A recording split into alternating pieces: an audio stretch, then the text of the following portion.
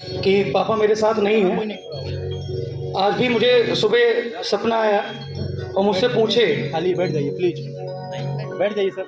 कि कैसे हो, ठीक हो, हालचाल बढ़िया है। मैंने कहा पापा आप कैसे?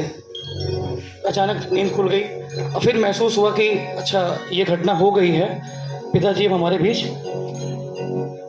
नहीं है। जहाँ वो लेटते थे, सोते थे, बैठते थे, उस जगह को आज भी देख के कि अचानक से जब 4-5 बजे 6 बजे स्कूल से वापस आते थे तो आज भी यही फील होता है कि अभी वो आएंगे, अभी वो आ रहे होंगे। और थोड़ा सा मैं बहुत ज़िद्दी रहा, लेकिन मेरी हर इच्छाओं को मेरे पिताजी ने पूरा किया, मेरी ज़िद को पूरा किया। 2015 में एक सेराजिम कंपनी है, आप लोग जानते भी होंगे, उसका बिजनेस मुझे करना था और पिताजी ने कहा कि नहीं, बिजनेस नहीं करना है, जॉब करना है, क्योंकि हर माता पिता चाहता है कि उसके बच्चे का भविष्य सिक्योर रहे। लेकिन मेरी जिद थी कि बिजनेस करना है और बिजनेस के लिए जाहिर सी बात है कि पैसे चाहिए होते हैं। उन्होंने 2015 में मुझे 20 लाख रुपए दे के बिजनेस कराया। बिजनेस चला बहुत अच्छा, सब कुछ रहा। फिर कोरोना आ गया, 30-40 लाख का लॉस भी हुआ। फिर दूसरा वर्क स्टार्ट हो गया और फिर सडन ये चीज़ें चलती रही। लेकिन मैं आज भी यही सोचता हूँ कि मुझे पापा कभी नाम से नहीं बुलाते थे, मेरा नाम कभी नहीं लिया, हमेशा मुझे भैया बोलते थे जो है। अब मुझे मालूम है कि वो आवाज़ कभी नहीं आएगी। जब वो प्यार से मुझे भैया बोल देते थे तो लगता था सारी खुशी मुझे मिल गई, सब कुछ मुझे मिल गया, मुझे कोई चिंता नहीं करनी। मैंने 5 साल के बिजनेस में मैं 2 बार साउथ कोरिया होके आया, 1 बार जापान होके आया। मतलब उन्होंने मुझे सब कुछ दिया और उन्होंने कहा कि ठीक है, तुम्हारी जो इच्छा है कर लो, ये मत कभी कहने को रह जाए कि मैंने जो है तुम्हारा सपोर्ट नहीं किया।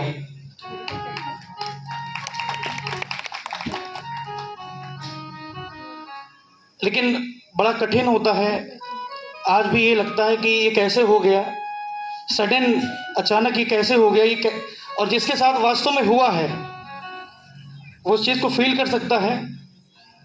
और जब कभी भी कोई व्यक्ति मुझसे मिलता है कहीं रास्ते में, वो ये बोल देता है कि मैं अध्यापक हूँ, तो मुझे वही फीलिंग जो है अंदर से आ जाती है, जिसको मैं बयान नहीं कर सकता। इसके बाद ये घटना हमारे साथ घट गई और फिर रिश्तेदार आते हैं, सब आते हैं, सारे लोग आपके साथ खड़े रहने का वादा करते हैं, बोलते हैं, लेकिन वास्तव में अच्छा, इसके बाद पिताजी थोड़ा सा हमारे टेक्निकल नहीं रहे, फ़ोन वगैरह कम चलाते रहे। तो एक दिन शायद अध्यक्ष जी से फ़ोन पे जो है बात हुई और इनसे पिताजी ने रिक्वेस्ट किया कि हमको भी इस संस्था से जोड़ दिया जाए, कुछ हमको बता दीजिए। अच्छा, मैं भी अपने काम में बिजी रहता था जो है, मैं इन चीज़ों पे ध्यान नहीं देता था कि ठीक है। हाँ, पापा ने बोला, बात हुई अध्यक्ष जी से, मैंने जो है रात में जो है 11 बजे रजिस्ट्रेशन किया।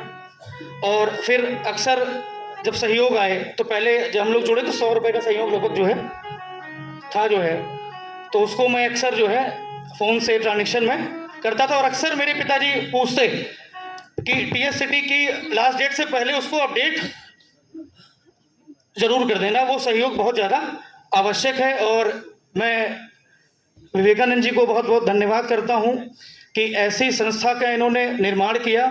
आज के समय में किसी के पास समय नहीं है किसी के लिए सोचने के लिए, हर आदमी इतना व्यस्त है, और इन्होंने सोचा है, ये बहुत बड़ी बात है। और जो इंसान दूसरों के लिए सोचे, दूसरे के सुख के लिए सोचे, वास्तव में वही इंसान है, वही इंसान है।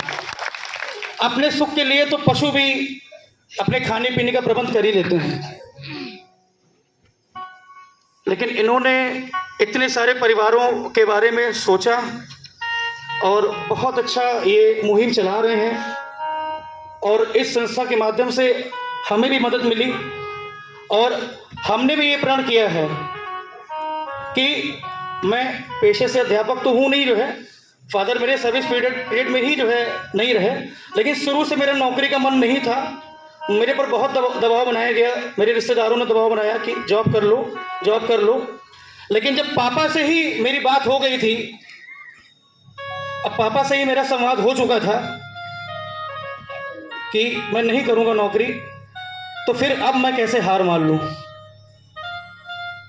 इसीलिए जो नियुक्ति है, मैं चाह रहा हूँ कि हमारी जो छोटी बहन है उसको उस पद पे नियुक्त कर दिया जाए, ताकि उसका भविष्य सुनहरा हो जाए। अब पिता नहीं है तो हमारा फर्ज ये है कि हमारी जो दोनों बहनें हैं उनको जीवन में सुखी रहें, बस सारा सुख मिल जाएगा। जब आप किसी के बारे में सोचेंगे तो ईश्वर आपके बारे में सोचेगा। ये प्रकृति है, ये नेचर है, जैसा आप देंगे वैसा आपको मिलेगा, ये नेचर है। इंसान किसी भी मजहब का हो, कैसा भी हो, धन्यवाद, कैसा भी हो, लेकिन जैसा आप प्यार देंगे लोगों को, आपको प्यार मिलेगा। आप नफरत देंगे, आपको नफरत मिलेगी। आप सहयोग करेंगे तो आपको भी सहयोग मिलेगा। तो मैं सभी का बहुत बहुत धन्यवाद करना चाहता हूं। और अध्यक्ष जी, नहीं, ये इसके हकदार हैं। सही मैं आपको बता दूं, मैं ये इंसान नहीं, देवता है। जिस परिवार का व्यक्ति जाता है और ये उनके भाई, उनके पिता, उनके चाचा, उनके ताया बन के आ जाते हैं, मतलब ये बहुत बड़ी बात है। मतलब आज के समय में मतलब इन्होंने ऐसी संस्था बना दी है कि कम से कम सहयोग से, अच्छा मुझे तो आपको बता दूं, मैंने कभी कल्पना नहीं की थी सपने में कि मेरे पिता मेरे साथ नहीं रहेंगे। कभी मैंने कल्पना नहीं की थी। टीएस सिटी में मैं सहयोग करता था, कभी मुझे नहीं लगता था कि ऐसा क्या मेरे साथ भी हो जाएगा। सडन मैं अपने वर्क पे था और मुझे फोन आया, तो मतलब लगा पैर के नीचे से जमीन निकल गई, लगा सब कुछ खत्म हो गया, सब अंत हो गया। अब करोड़ों रुपए भी कमा ले, अरबों कमा ले, सब कर ले, लेकिन पिता वापस नहीं आएंगे। और हमेशा उनसे मेरा एक झगड़ा होता था कि पापा नौकरी करते हुए मैंने आपको देखा है, आपके संघर्ष को देखा है। वास्तव में एक जो अध्यापक होता है उसके जीवन में बहुत संघर्ष होता है, बहुत संघर्ष होता है। एक मकान बनाना, फिर पढ़ाना। और मैं bishop Johnson school and college से मैंने इंटर किया, और ये बहुत बड़ी बात है। अब मुझे एहसास होता है कि उन्होंने इतनी कम सैलरी में मुझे इतने बड़े स्कूल में पढ़ाया है, और इसके बाद भी मुझे चांस दे दिया कि नहीं ठीक है, तुम बिजनेस कर लो, तुम्हारी इच्छा बिजनेस कर लो। मेरी इच्छा को जो है उन्होंने, और इसके बाद फिर देखिए कि जाते जाते आप लोगों के माध्यम से भी हमको कितना कुछ दे गए वो, आप लोगों के माध्यम से दे गए। मैं पुनः फिर विवेका जी को धन्यवाद करता हूं, और ऐसे ही आप लोगों की मदद करते रहें, हेल्प करते रहें।